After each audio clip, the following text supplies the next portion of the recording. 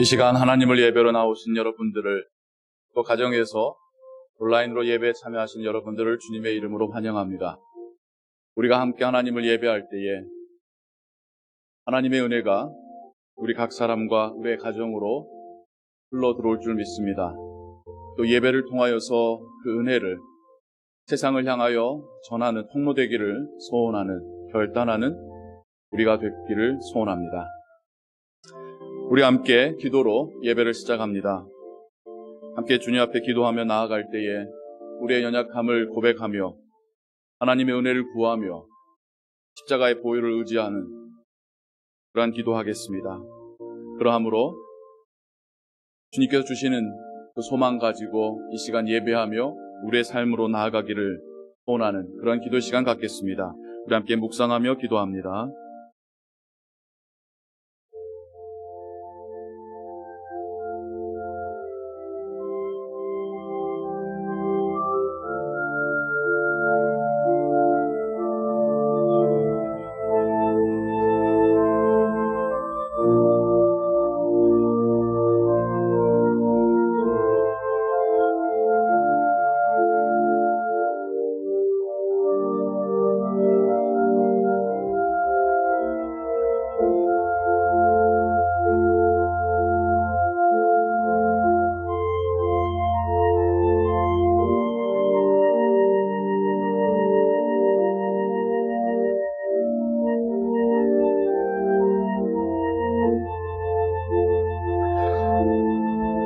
여호와 하나님이여, 나를 생각하사 응답하시고 나의 눈을 밝히소서.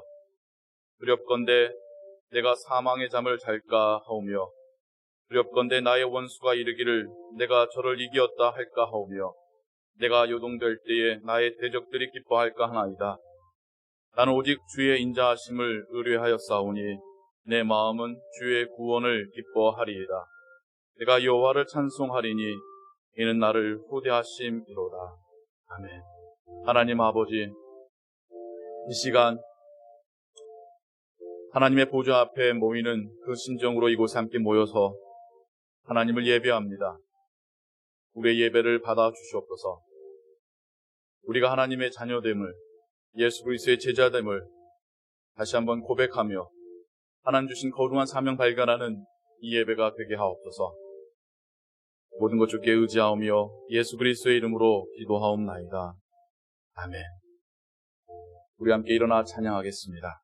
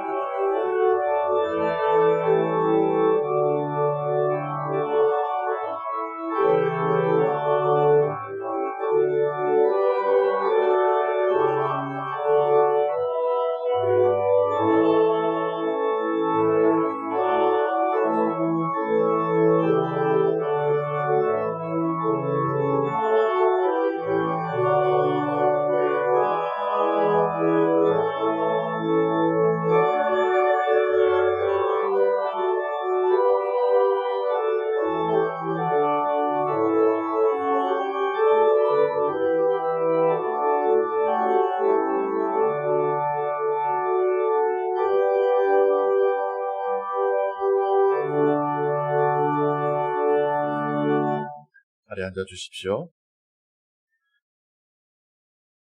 하이델베르그 요리문답 11번째 주일의 질문과 답을 우리가 함께 하겠습니다.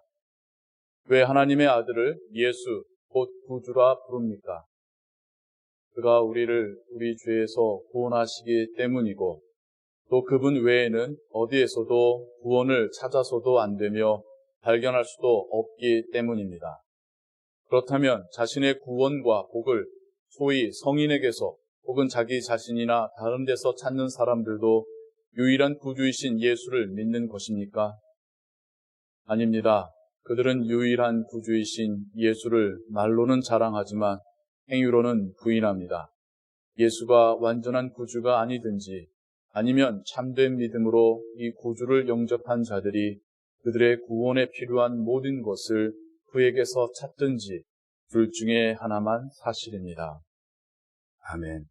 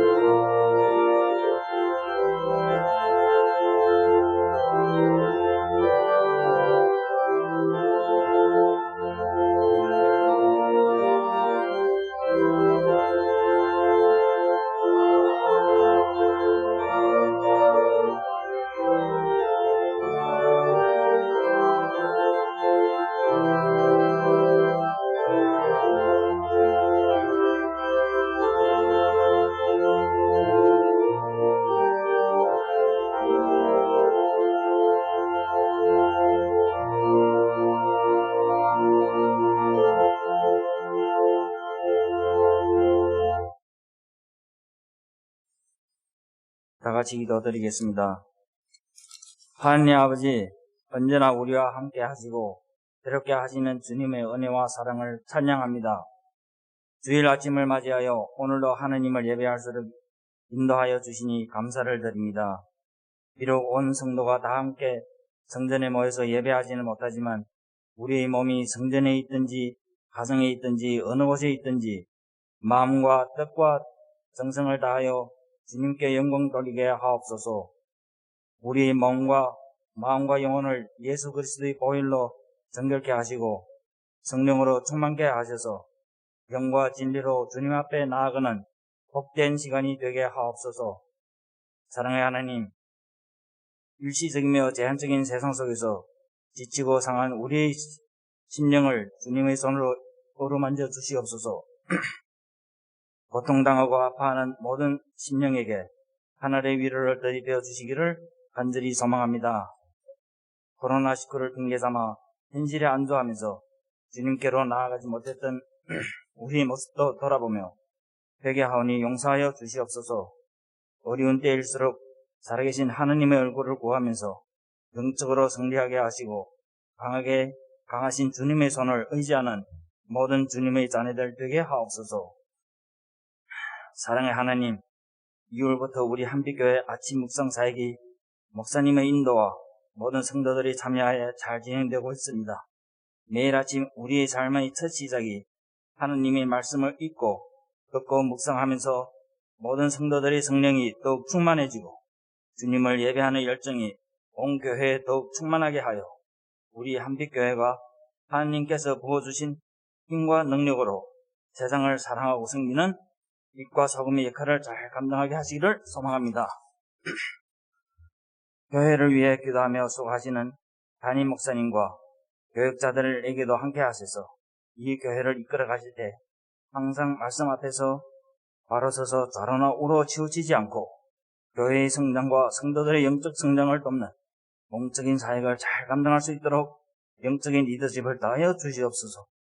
이 시간 담임 목사님, 교회와 성도들을 사랑하는 마음으로 한 주간 준비한 말씀을 전하실 때 성령께서 그 말씀 위에 기름 부어 주시옵소서.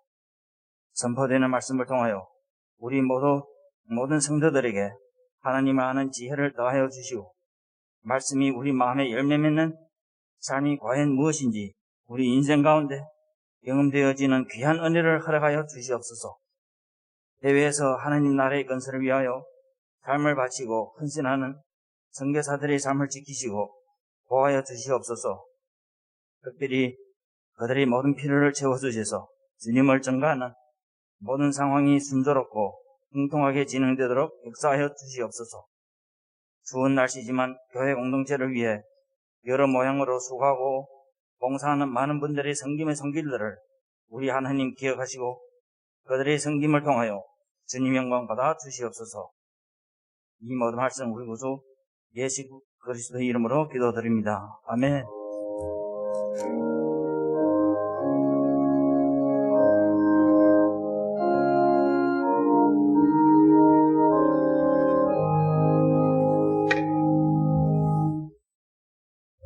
하나님 말씀 마태복음 5장 3절에서 7절 말씀입니다.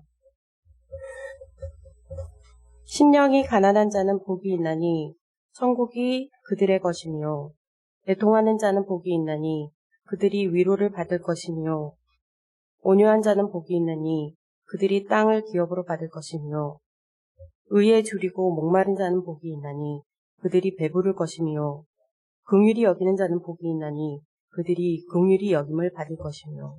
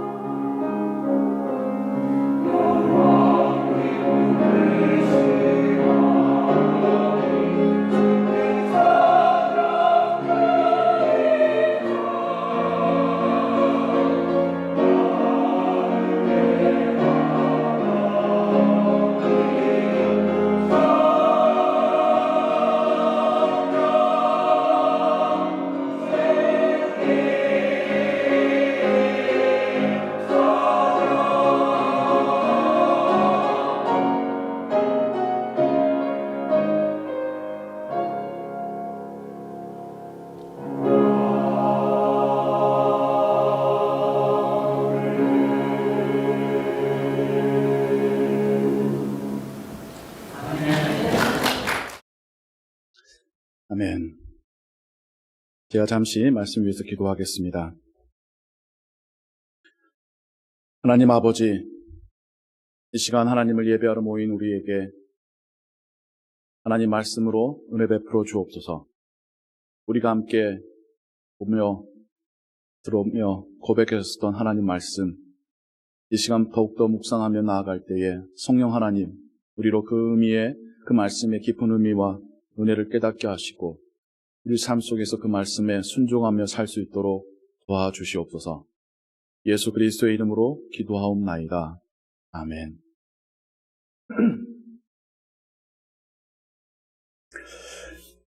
우리는 2021년을 시작하며 주님께서 선언하셨던 팔복의 의미들을 함께 살피며 묵상해 가고 있습니다. 우리가 지난주까지 보았었던 네 가지의 하늘의 복들을 통하여서 하나님과 우리의 관계 속에서 하나님께서 우리에게 베푸시는 그 복의 의미를, 그리고 그것이 왜 우리의 삶 속에서 복인지, 하나님의 나라로 시작돼서 하나님의 나라로 끝이 나는 그 팔복의 선언들이 이 세상을 살아가는 우리가 이미 하나님의 나라를 경험하며 또 하나님의 나라를 바라보며 살아가는 삶임을, 그 제자의 삶에 대하여서 주님은 말씀하고 계신다라는 것을 우리 함께 발견하였습니다. 그러면서 마치 지금 주님이 선언하신 이 팔복의 상황들이 그 예전 모세가 하나님께로부터 받은 바 말씀을 가르치고 선언했었던 그 상황과 너무나도 흡사하게 연결되어지며, 그래 십계명의 전반부와 후반부처럼 팔복도 앞에의 네 개의 복과 뒤에의 네 개의 복이 하나님과 우리의 관계에서의 우리가 받는 복, 또 우리가 함께 살아가는 사람들 사이에서 받는 복으로 크게 주제적으로 구분될 수 있음을 발견하였습니다. 우리가 지난주까지 해서 하나님과 우리의 관계 속에서의 우리가 받을 하나님 나라의 복을 묵상했다면, 이제 이번 주부터는 이제는 우리 사이에서 받게 되는 하나님의 나라의 복들을 함께 묵상해 가기를 원합니다.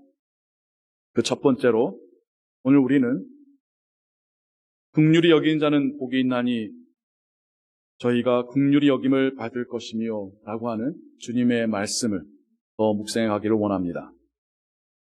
긍휼이라고 하는 단어 자체는 우리가 평소에 쓰는 단어들이 아니죠.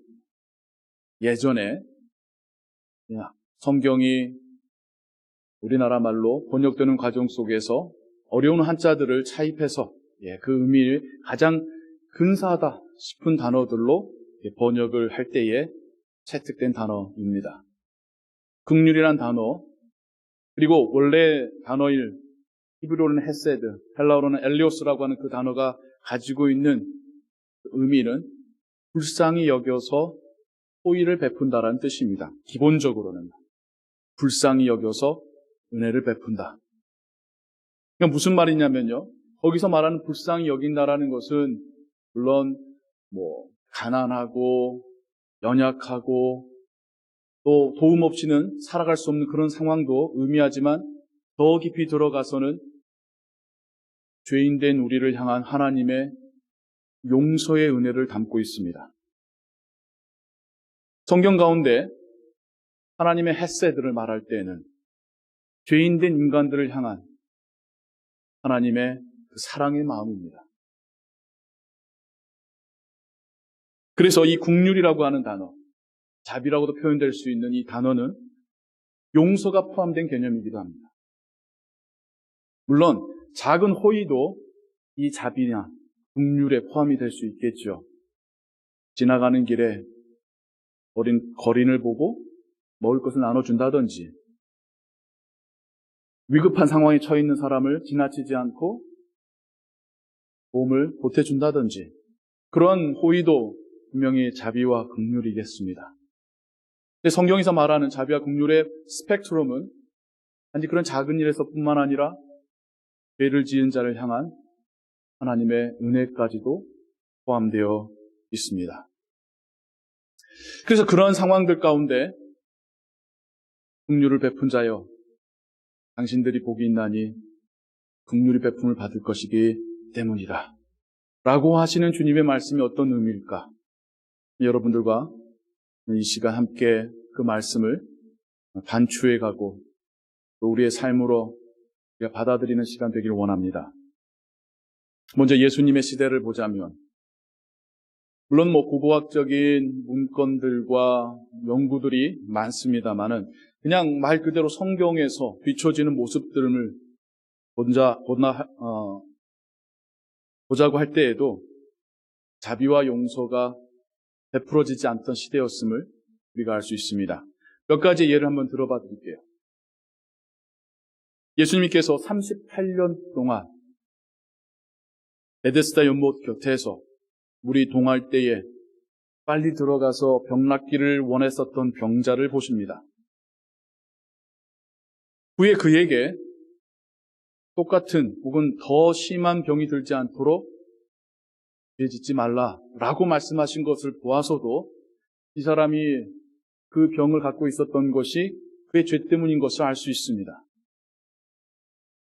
그런데 예수님께서 그 죄에 대한 판단과 정죄를 하시기 전에 38년이라는 긴 세월 동안에 오매불망 그곳에서 기다렸었던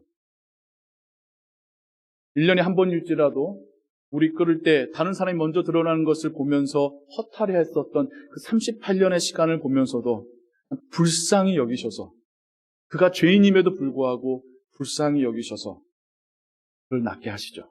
고쳐주시죠. 근데 하필 그날이 안식일이었습니다. 그가 자신의 돗자리를 들고 걸어가는 그 모습을 보고 바리새인들의 반응은 뭐였습니까? 네가 어떻게 거룩한 안식일에 노동을 하느냐? 38년 동안 그 돗자리에서 살았다고 한다면 그의 모습이 행색이 어떤 모습이었을까요? 거린과 다른 법 없는 그 모습이었겠죠. 정말 인생에 소망이라고는 전혀 없는 그 모습이었겠죠. 그가 나음을 입었는데 같이 기뻐하지는 못할 망정 안식일에 돗자리를 들고 갔다라고 비난하는 그들의 마음 가운데 우린 자비라고는 긍휼이라고는 일도 없는 모습을 보게 됩니다. 그뿐이 아닙니다. 한 번 더 안식일에 하나님께서 병자를 고치신 사건이 나오지요. 앞을 보지 못한 이에게 주님은 은혜를 베푸시고 진흙을 바르셔 침으로 이겨서 진흙으로 발라주시고 실로한 못에 가서 씻으라. 씻었더니 나아졌습니다.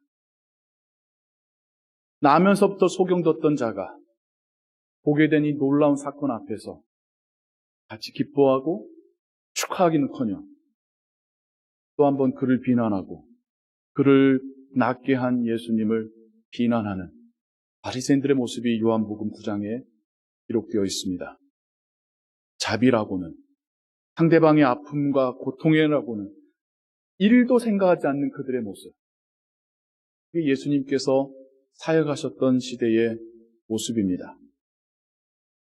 하나 더 말씀드려볼까요? 요한복음 8장에서는 현장에서 가늠하다 잡힌 여인을 끌고 와서 예수님과 사람들 앞에 세우고 돌을 들고 여인을 돌로 쳐 죽여야 합니까? 말아야 합니까? 묻는 그들의 모습이 나옵니다. 우리는 이 상황 가운데 여러 가지 생각을 하게 돼요. 예수님 시대에 이렇게 대가를 받고 몸을 파는 여인들을 통해서 자신이 원하는 욕구를 충족했던 사람들이 누굽니까? 그 남자들이었습니다. 그 시절에 여성들이 성적 욕망에 그런 일을 자행했던 게 아닙니다.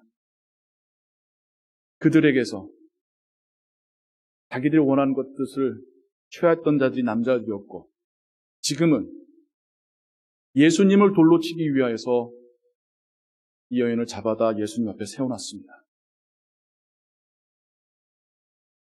자비라고는 일도 없는 모습, 그게 예수님 당시에 하나님을 예배한다는 사람들의 모습이었습니다.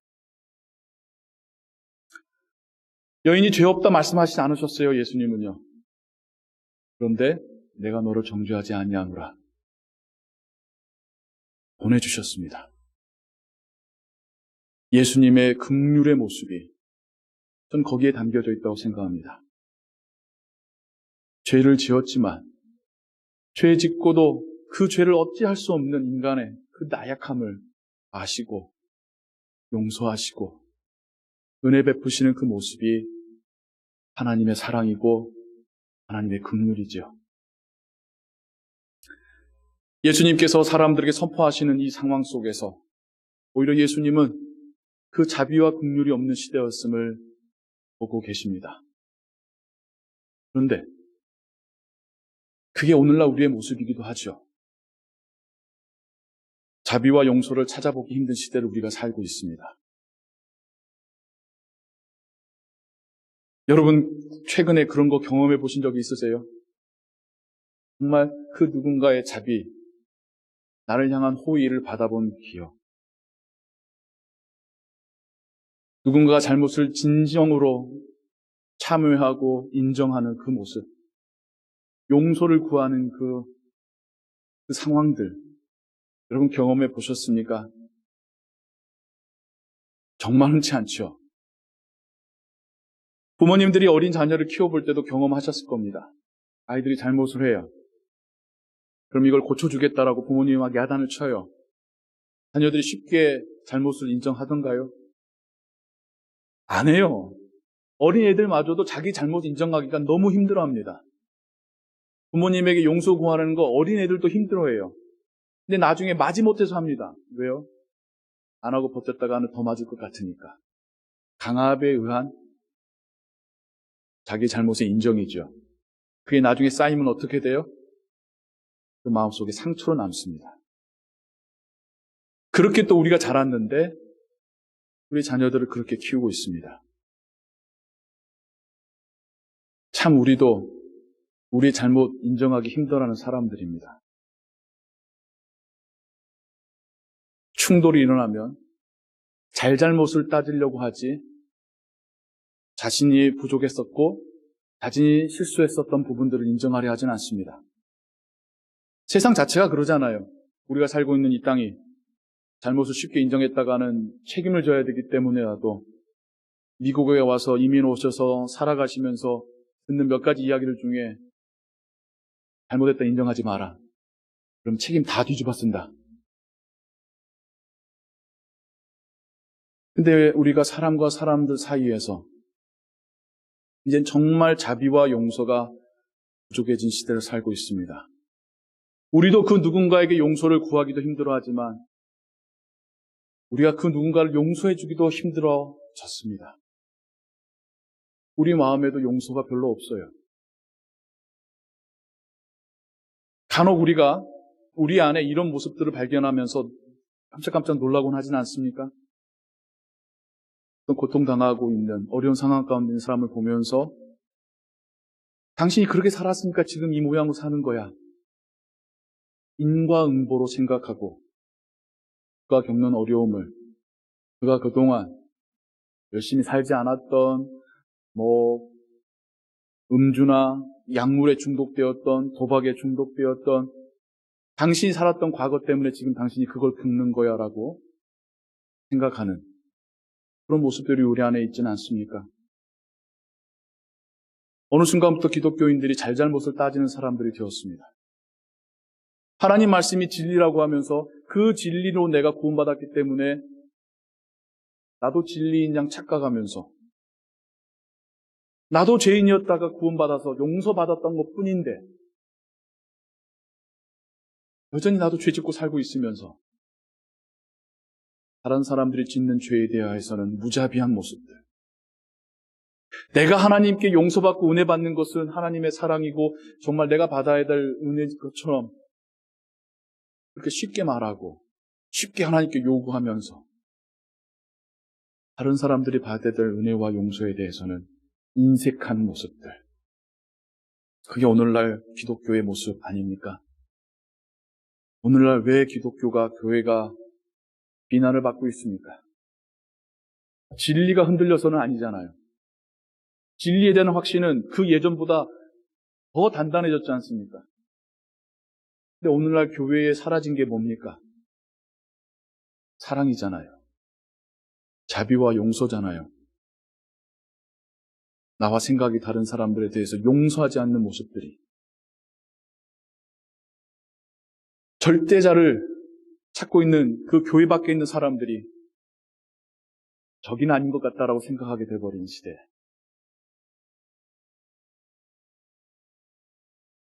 예수님께서 염두에 두신 그 바리새인들의 모습에서 우리는 우리의 모습이 있지 않는지 정말 정직한 마음으로 살펴봐야 하겠습니다.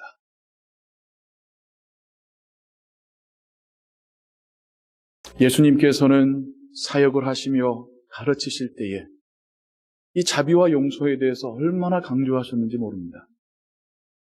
하나님의 성품이 바로 그것이기에 예수님께서도 그 성품대로 사셨고 그 성품대로 죄인과 잔기와 세리들을 맞아주셨고 그렇게 가르치셨습니다. 예수님의 가르침들 중에 탕자의 비유 여러분 아시죠? 둘째 아들이 정말 아버지 마음 아프게 하고 미리 유산 챙겨서 멀리 떠나서 다 탕진하고 돌아옵니다. 가족 입장에서는 저건 사람도 아니야 라고 하는 그 상황들. 형은 그런 동생이 못마땅해서 미칠 지경입니다. 더 그런데 이 형이 화가 나는 것은 그런 동생을 아버지가 맞아주더라는 거예요. 용서해주고 회복시켜주더라는 거예요. 그 둘째가 자기의 죄에 대하여서 다 처벌을 받고 와도 받아줄까 말까 하는데 근데 그 아버지는 그런 죄인을 껴안아 주시더라는 겁니다. 첫째가 못 잡겠는 것은 바로 아버지의 그 사랑이죠. 예수님께서 말씀하신 그 아버지의 사랑이 하나님께서 우리에게 베푸신 사랑입니다. 그런데 그 첫째가 아버지의 사랑을 못마땅해 하는 그 모습이 그 당시 유대인들의 모습이었고 오늘날 많은 기독교인들의 모습입니다. 아이러니예요. 그 사랑받고 하나님의 자녀가 됐는데 그 사랑 체험하고 용서함 받아서 새 삶을 살게 되었는데 어느 순간 우리는 왜 우리에게서 그 사랑을 발견하기 힘들어진 거에 된 걸까요? 1만 달란트의 비유도 용서에 대한 주님의 가르침이죠. 500데나리온도 용서 못하는 자기가 1만 달란트를 용서받았음에도 불구하고 500데나리온도 용서 못하는 그 모습이 바리새인들의 모습이요. 하나님의 사랑을 경험하고도 그 사랑을 전하지 않는 오늘날 기독교인들의 모습입니다. 예수님의 이러한 용서의 핵심이 주님께서 제자들에게 가르쳐주신 주기도 가운데서도 나오고 있습니다. 우리가 우리에게 죄진 자를 용서한 것 같이 우리의 죄를 용서하여 주옵소서. 신학적으로 접근하는 분들은 조금 불편해요. 순서에 있어서. 우리가 바울과 어거스틴과 칼빈을 통하여서 듣기로는 하나님이 먼저 우리를 용서했기 때문에 우리가 용서할 수 있다고 하는데 왜 여기서는 우리가 용서받을 조건으로서 하나님께 내가 다른 사람을 용서했으니 나를 용서해 주십시오라고 말하는 걸까? 분명히 우리가 개혁주의적으로 배웠을 때에는 우리의 공로로 우리의 선행으로 우리가 구원받는 게 아니라고 했는데 왜 예수님의 주기도문 가운데서는 내가 다른 사람을 먼저 용서하는 것을 현재 조건으로 말씀하고 계시는 걸까? 여러분 그런 생각 안 해보셨어요?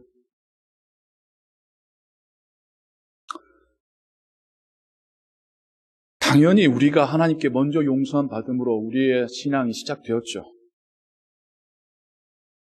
우리가 하나님께 용서받는 그 순간 우리는 하나님의 존재와 하나님이 우리를 향하신 사랑과 우리를 용서하시기 위하여서 예수님을 하나뿐인 아들의 생명을 죽게 두셨음을 함께 믿게 되었지 않습니까? 우리의 신앙의 시작에 하나님의 용서가 있었다라는 것은 두말할 나위 없는, 의심할 리 없는 진리입니다. 그런데 주님께서 제자들에게 매일같이 하나님께 고백하며 하루 살라고 가르쳐줬던 그 기도문은 하나님께 처음 용서받았을 때의 이야기가 아니라 매일의 삶 속에서 죄인된, 여전히 죄성을 가지고 있는 우리가, 연약하고 불완전한 우리가 다른 사람을 용서하며 살아야 된다는 것을 주님이 말씀해 주고 계시는 것입니다. 더 나아가서 우리가 다른 이들에게 용서를 베풀 때에 우리는 계속해서 우리를 용서하신 하나님의 그 사랑과 그 긍휼하심을 경험하게 될 거라는 거예요. 그게 바로 지금 다시 한번 예수님께서 팔복 가운데 다른 사람을 긍휼히 여긴 그대들이여 복되도다. 당신들이 긍휼히 여김을 받을 것이다. 라고 하는 말씀과 저는 연결이 된다고 봅니다. 그렇습니다. 우리가 살아가는 우리의 삶 속에서 하나님 나라를 경험할 수 있는 그 방법으로 주님께서 제시해 주시는 것이 먼저 하나님께 용서받았으니 이젠 다른 사람을 용서하고, 먼저 하나님께 그 사랑과 은혜를 받았으니 이젠 다른 사람들에게 그 사랑과 은혜를 베풀라는 겁니다. 그러면요, 그게 그 사람들을 통해서 돌고 돌아와서 우리에게 올 수도 있고요, 꼭 오지 않는다 할지라도 하나님을 통해서 우리에게 임한다는 겁니다. 우리가 먹을 것으로 누군가에게 호의를 베풀었을 때에 먹을 것으로 우리에게 돌아올 수도 있지만 그게 아닌 다른 모습으로 하나님의 자비가 우리에게 임할 것이라는 겁니다. 그리고 그 삶은 하나님 나라를 경험하는 삶이 될 거라는 거예요. 여러분, 이 또한 경험해 보셨지 않습니까? 그도 누군가에게 호의를 베풀 때에 즉시로 우리 마음 가운데 하나님께서 부어주시는 평안과 감사, 행복한 마음, 여러분 경험해 보셨잖아요. 그 누군가를 내가 용서해 줬을 때에 하나님께서 우리 마음 가운데 주시는 그 평안, 용서하기 전에는 얼마나 우리의 마음이 고통스럽습니까? 용서해주고 흘려보낸 이후에 우리의 마음 가운데 채워지는 하나님의 그 은혜들 경험해 보셨잖아요. 그게 우리가 이 땅에서 경험하는 하나님의 나라 아니겠습니까? 비록 우리 육신은 이 땅을 살고 있지만 우리의 마음이 하나님의 나라를 살고 있는 거 아니겠습니까? 이런 마음 경험해 보고 나니까 우리가 하나님 나라 가서 아버지와 함께 살 때는 얼마나 행복할까? 그래서 더 우리가 하나님의 나라를 믿고 소망하게 된 거 아닙니까?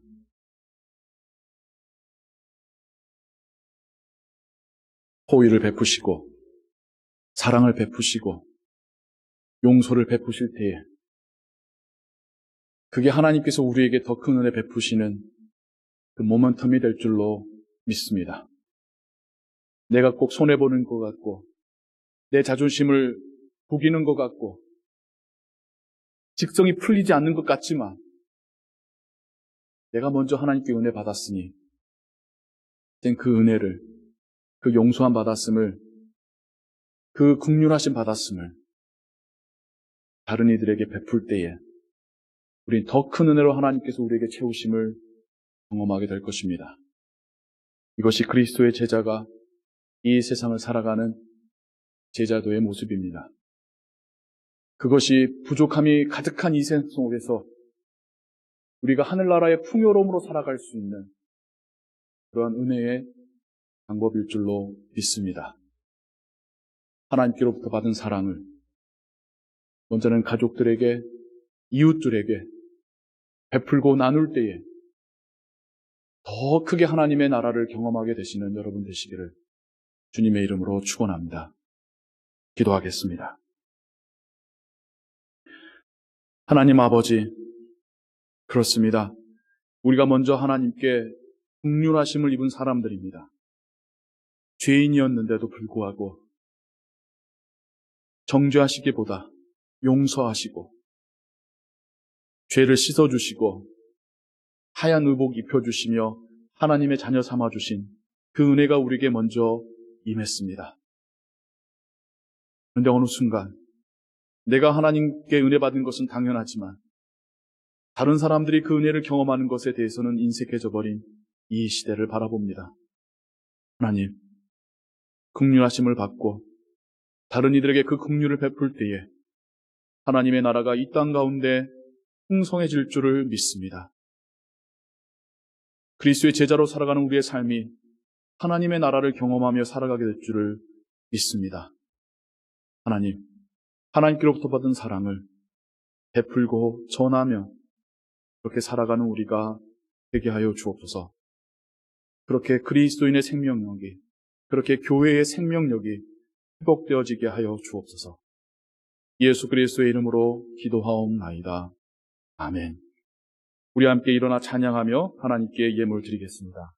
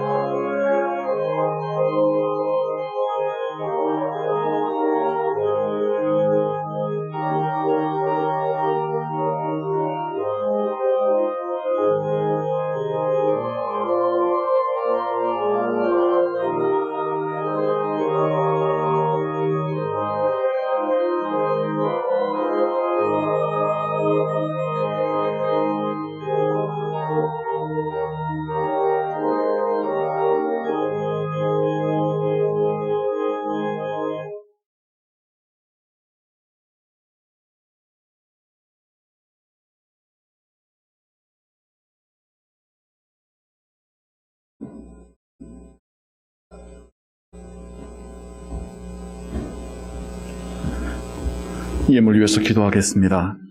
하나님, 이 시간 감사함으로 하나님께 예물 드립니다. 하나님이 죄 가운데서 우리를 택하시고 용서하셨음에 감사. 예수 그리스도의 의의 옷을 우리에게 입혀주시고 하나님의 자녀로 불러주심에 감사.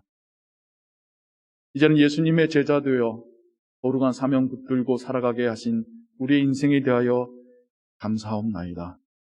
또 우리의 삶에 매일의 양식으로 또 필요한 것들로 채우시는 하나님의 은혜와 긍휼에 감사드립니다. 하나님께 드리는 이 예물뿐만 아니라 우리가 우리의 주변에 있는 사람들, 특별히 하나님께서 바라보시는 그 은혜가 필요한 사람들에게 찾아가 베풀고 나눈 것들도 하나님께서 기쁘게 받으시는 예물 될 줄을 믿습니다. 하나님의 은혜로 살아가는 우리의 하루하루됨을 고백하며 모든 영광과 감사를 오직 하나님께 돌며 예수 그리스도의 이름으로 기도하옵나이다. 아멘. 이어서 축도하겠습니다. 이제는 우리 주 예수 그리스도의 은혜와 놀라우신 하나님 아버지의 사랑과 성령 하나님의 교통, 감화, 역사, 인도하심이 긍휼하심을 입고 이제는 그 하나님의 사랑을 전하며 살기를 결단하는 모든 성도의 머리와 그 가정과 일터와 주의 교회 위에 이제부터 영원토록 함께하기를 축원하옵나이다. 아멘.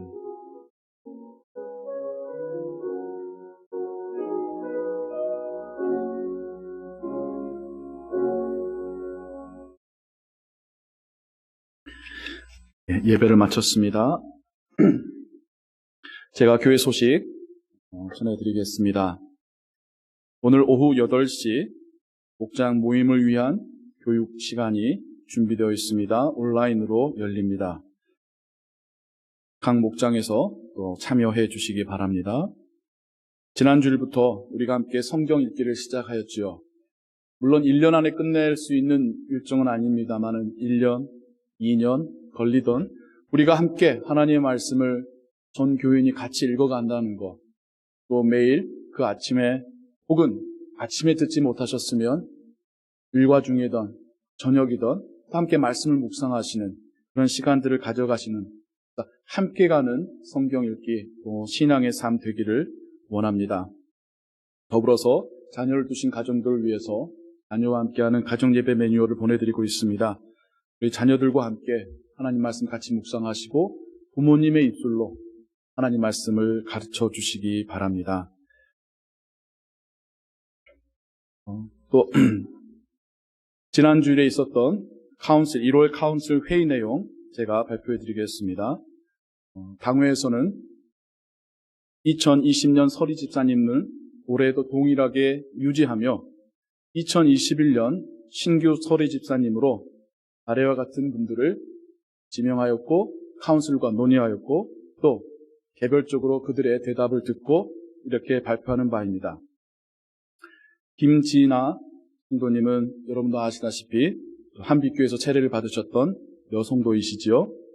김지영, 이경재 성도님은 지난 여름부터 한빛교회에 이 지역으로 오셔서 한빛교회 온라인 예배를 계속 참여하고 계시고 또 그 예전 교회에서부터 계속 신앙생활을 해오던 부부입니다. 임동구, 유미나 성도 가정은 우리 교단과 같은 교단인 톨리도 한인교회에서 또 서리 집사로 신앙생활 하다가 또 작년 여름에 이곳으로 이주해 와서 한빛교회 예배를 참여하고 있습니다. 장은미, 황상훈 성도 가정도 마찬가지로 우리 교회와 똑같은 교단인 CRC 교단의 톨리도 한인교회에서 직분받아 신앙생활 하다가 또 마찬가지로 작년 8월 말에 이곳에 이사 와서 대면 예배 혹은 온라인 예배를 참여하며 신앙생활을 하고 있지요. 이상 8분에 대해서 신규 서리 집사님으로 이렇게 발표하는 바입니다. 우리 교회 카운슬에 사역 규정들이 있습니다. 사역 팀들에 대하여서 사역 규정들이 있고 또 우리 교회에 내규가 있는데요. 이 내규와 사역 규정을 이렇게 바꾼다라는 의미가 아니라 워낙 예전의 표현들이다 보니까 지금의 젊은 세대들이 이해하기 어려운 한자 표현들이 너무 많고요. 혹은 단어들에 있어서 앞에 있는 표현과 뒤에 있는 표현이 조금 모순되는 경우도 있고요. 그래서 이런 부분들도 분명히 전체적인 상황 가운데 이 조항이 들어가야 되는데 누락된 경우들도 있습니다. 이런 부분들에 대해서 카운슬에서는 위원회를 구성하여서 전체적으로 사역 규정과 내규에 대하여서 검토한 이후에 어떤 수정할 부분에 대하여서 제안할 것을 이렇게 계획하였고요. 카운슬은 위원회의 개정 건의안에 대하여서 함께 심의한 이후에 결정할 것입니다.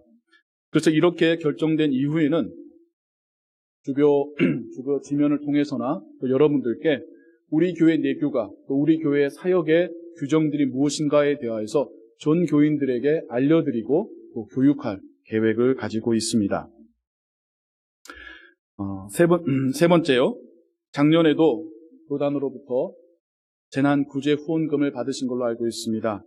올해 1월을 시작하면서 한 번 더 우리 교단에서 재난구제를 위한 후원금으로 2,000불을 보내왔습니다. 먼저는 우리에게 긍휼을 베푸신 하나님께, 또 이 자금이 이렇게 힘든 교회에 주어질 수 있는 것은 그냥 어디 은행에서 빌려오거나 갑자기 없던 돈이 생겨서가 아니라 CRC 안에 이 재난들 때문에 힘들어하는 교회들을 도우라고 기금을 교단에 주신 분들이 있어요. 우리가 상상할 수 없는 큰 기금들이 모여서 이거를 지금 재정적으로 어려움받고 있는 교회들에게 나눠주고 있는 겁니다. 우리는 개인적으로도 하나님의 긍휼을 받지만 교회적으로도 하나님의 긍휼을 받고 있습니다. 그리고 이 말은 그리고 우리도 그렇게 긍휼을 베풀 때가 올 거라는 뜻이겠죠. 감사하고요. 네 번째, 우리 연방 정부에서도 경제적인 어려움을 겪고 있는 이 기관들을 돕고자 펀드를 조성했습니다. 그리고 이것에 대하여서 카운슬에서 논의하였고 결정한 바를 재정팀을 맡고 있는 이지우